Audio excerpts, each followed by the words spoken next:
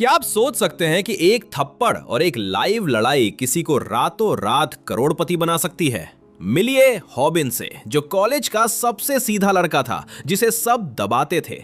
लेकिन जब एक लाइव कैमरे के सामने उसकी लड़ाई हुई तो वो वीडियो पूरी दुनिया में वायरल हो गया।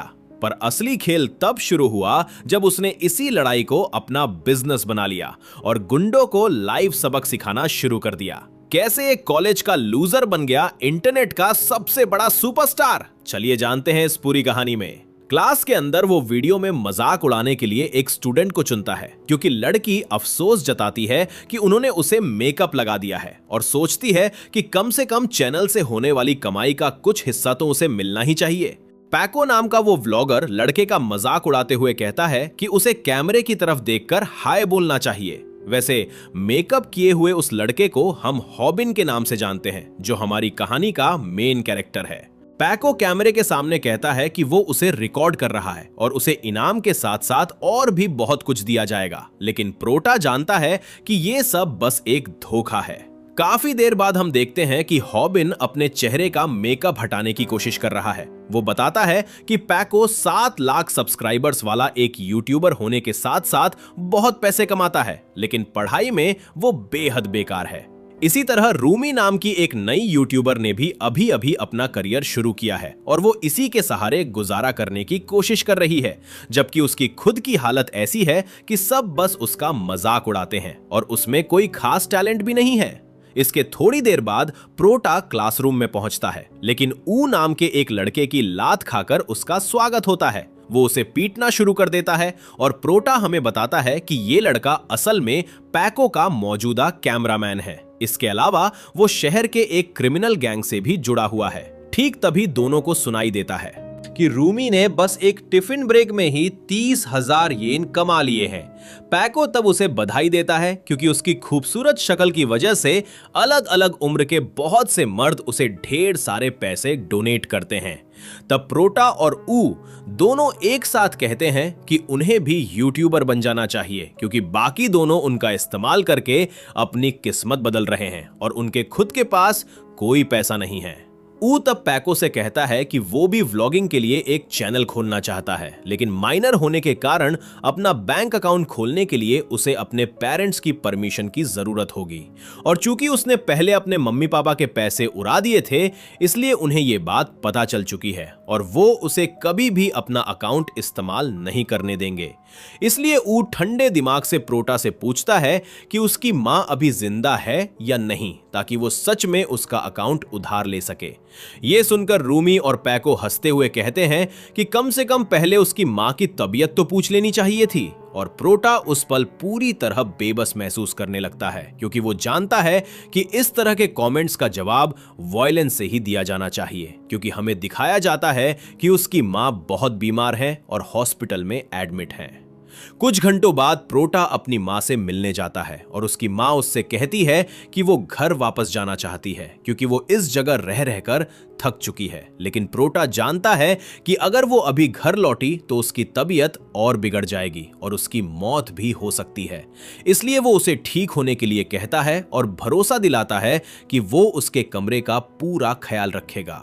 प्रोटा अपनी मां से विदा लेकर हॉस्पिटल का बिल चुकाने जाता है। उस पल से हॉबिन खुद को बहुत बेबस महसूस करने लगता है, क्योंकि उसे 30,000 येन देने पड़े हैं, जो उसके लिए एक हफ्ते के काम या यूं कहें कि पूरी एक शिफ्ट की कड़ी मेहनत के बराबर है। और नेचुरल है कि उसका गुस्सा भड़क उठता है, क्योंकि उसके लिए यह बहुत बड़ा दुख है, जहां बाकी दो लड़के महज कुछ मिनटों के ब्रेक में ही 30,000 येन कमा रहे हैं। अगले दिन काम करते वक्त प्रोटा को एहसास होता है कि जिंदगी कितनी नाइंसाफ है। हालांकि हम देखते हैं कि वहां प्रोटा की बोमी नाम की एक कोवर्कर है जिसे वो बहुत पसंद करता है और ऐसा लगता है कि वो उससे प्यार करने लगा है। ठीक तभी दूसरे कोवर्कर्स भी उस लड़की का ध्यान खींचने की कोशिश करते हैं और प्रोटा इसकी वजह भी समझता है, क्योंकि हॉबिन बताता है कि वो लड़की वहां का सबसे बड़ा अट्रैक्शन है और वो दिखने में बेहद खूबसूरत है।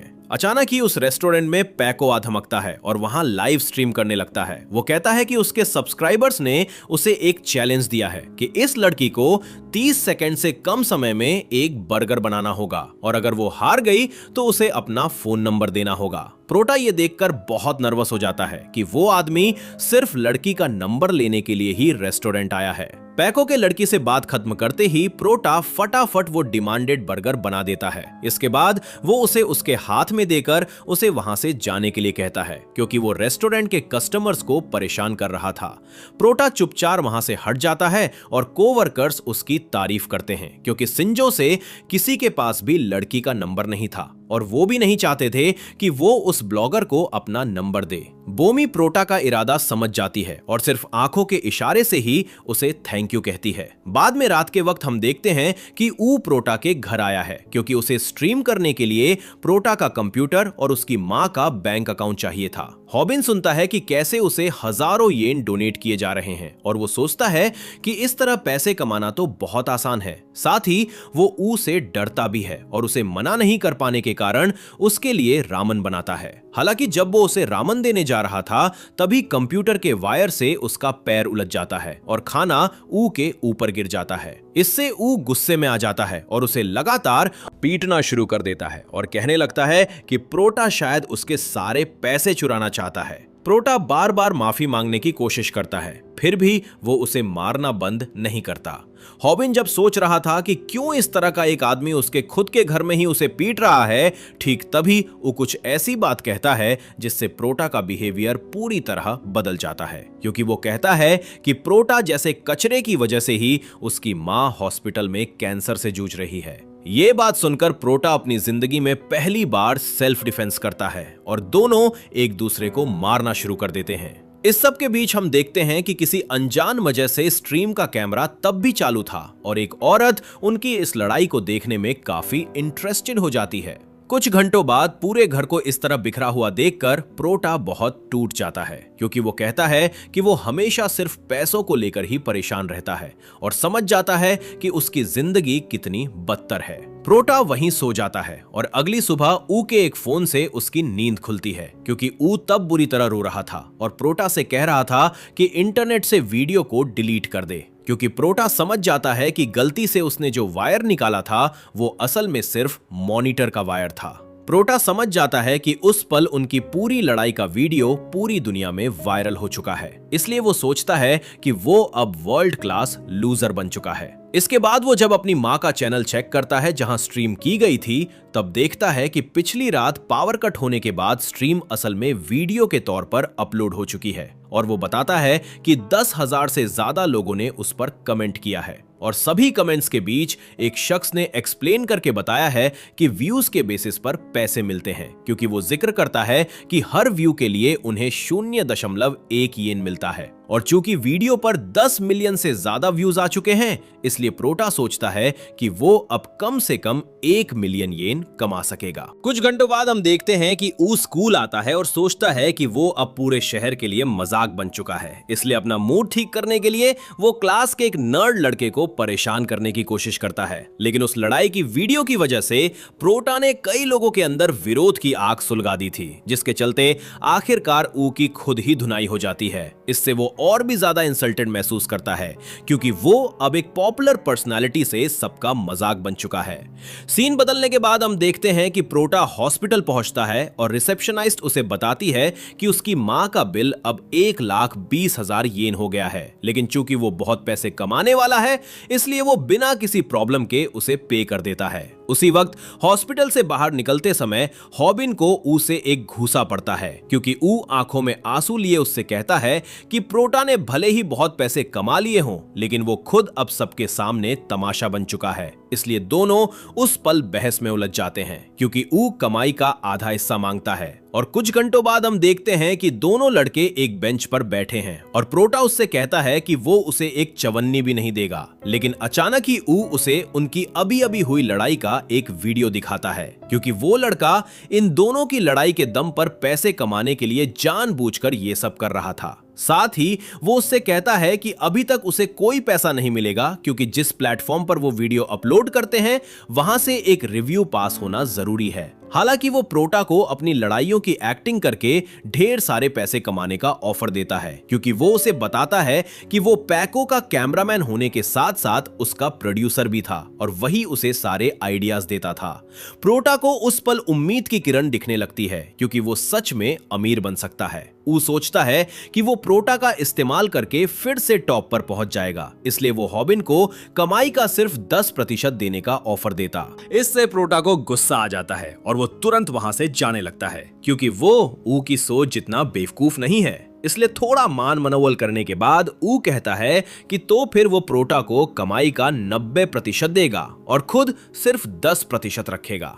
इस पर प्रोटा मान जाता है और ऊ उसे बताता है कि उनका कंटेंट होगा लाइव जाकर गुंडों को सबक सिखाना। अगले दिन हम देखते हैं कि दोनों लड़के पैको के सामने खड़े हैं, जो उस समय एक लाइव स्ट्रीम कर रहा था। लाइव में दोनों उसके ऑर्डर्स के आगे काफी सीधे बने दिखते हैं, लेकिन प्रोटा अचानक ही उससे कहता है कि पैको ने जिस इनाम का वादा किया था वो एक धोखा था। इसके अलावा वो कुछ दिनों पहले पैको की तरफ से मारी गई चोटों के निशान दिखाता है और प्रोटा जानता था कि उस पल पैको उसे बुरी तरह पीटेगा, और ठीक वैसा ही हुआ जैसा उसने सोचा था, क्योंकि पैको उससे कहता है कि उसका फोन बंद हो चुका है। प्रोटा जब ये देखता है तो वो सोचता है कि असल में किसी को पता नहीं चला कि उसने क्या कहा, या कम से कम उसे ऐसा ही लगा था, क्योंकि ये पूरा ड्रामा उन दोनों लड़कों के प्लान का हिस्सा था। क्योंकि ऊ उस समय 33,000 से ज्यादा लोगों के सामने लाइव स्ट्रीम कर रहा था, जिसकी वजह से पैको का असली चेहरा देखकर कई कमेंट्स में लोग अपनी निराशा जताते हैं। ठीक उसी पल प्रोटा सोचता है कि अब कम से कम थोड़ी हिम्मत दिखाने का वक्त आ गया है, इसलिए वो बहादुर बनने की कोशिश तो करता है, लेकिन अपने ओपोनेंट के टैटू और मस्कुलर बॉडी को देखकर काफी डर जाता है।